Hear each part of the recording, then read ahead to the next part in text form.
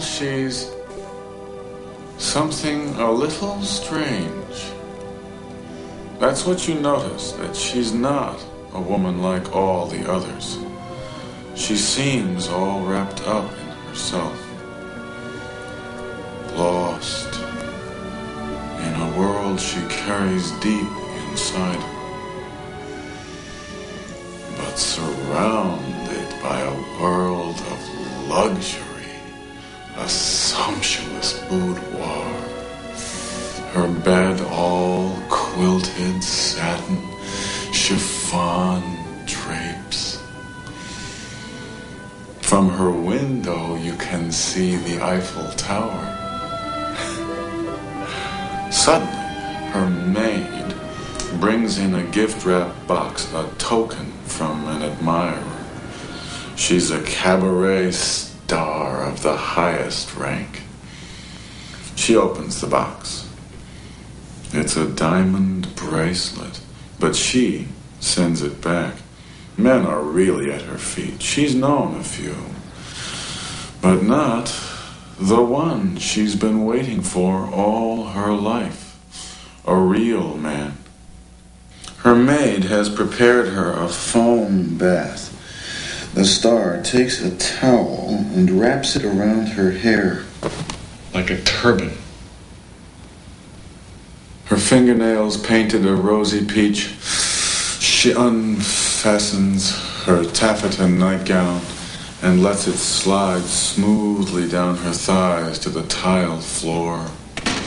Her skin glistens.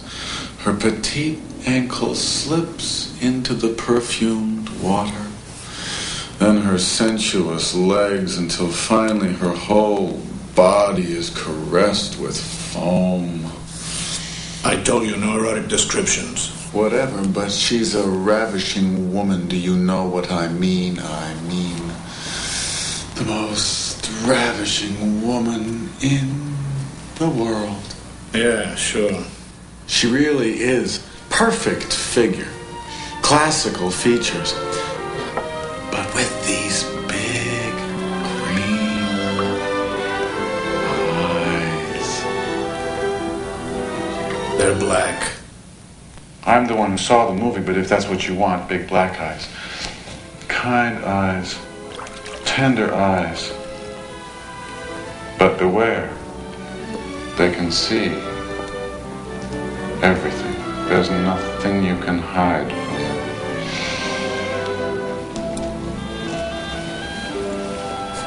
No matter how lonely she may be, she keeps men at a distance.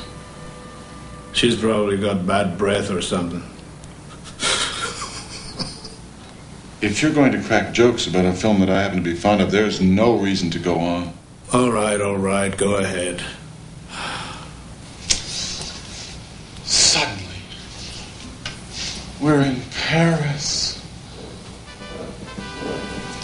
Troops are marching right underneath the Arc de Triomphe.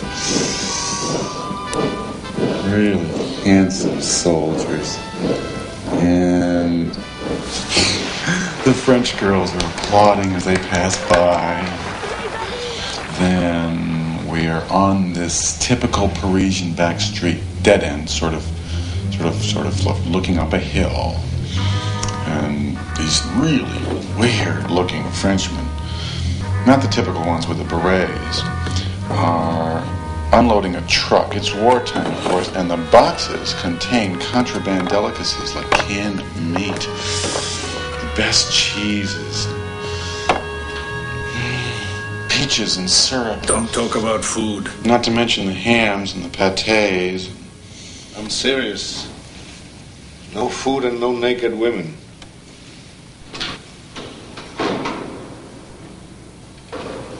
You still feeling dizzy? It's my back.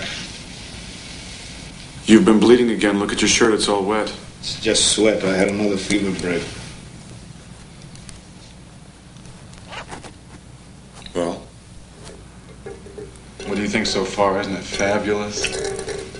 Helps pass the time. Does that mean that you like it? Doesn't help any great cause, but I guess it's all right. Blessed Mary, is that all you can talk about? You must have studied political philosophies in school. The phrase is political science, and the answer is no. I studied journalism. Also, you can appreciate a good story. And easily spot a cheap one. I know it's nothing terribly intellectual like you must be used to. It's just a romance, but it's so beautiful. Now, suddenly, this military convoy rushes forward.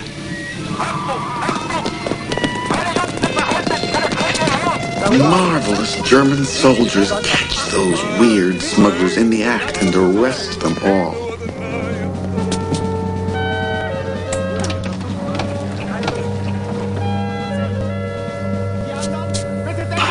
Watching nearby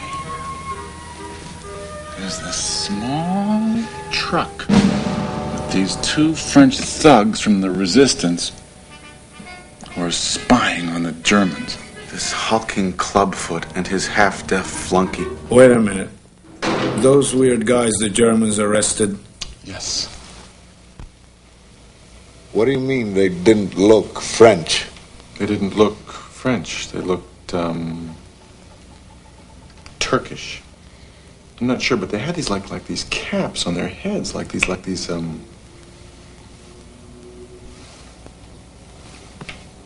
Turkish, like fezzes. Those caps are yarmulkes. Can't you see this is a fucking anti-Semitic film? Oh, come on. Wait. This must have been a German movie, right? I don't know. It was from years ago. Look, I don't explain my movies. It just ruins the emotion. This must have been a Nazi propaganda film done during the war. I don't know. That's just the background. This is where the important part begins. The part about the lovers. It's divine. Every night the chic set flocks to this exclusive club with lovers at every table, spies in every corner, and the top officers of the German High Command. One of them is Werner.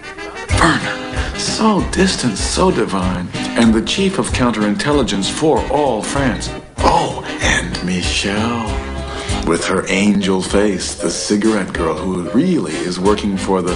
well, you'll see. And then, the moment they're all waiting for. Ta-da!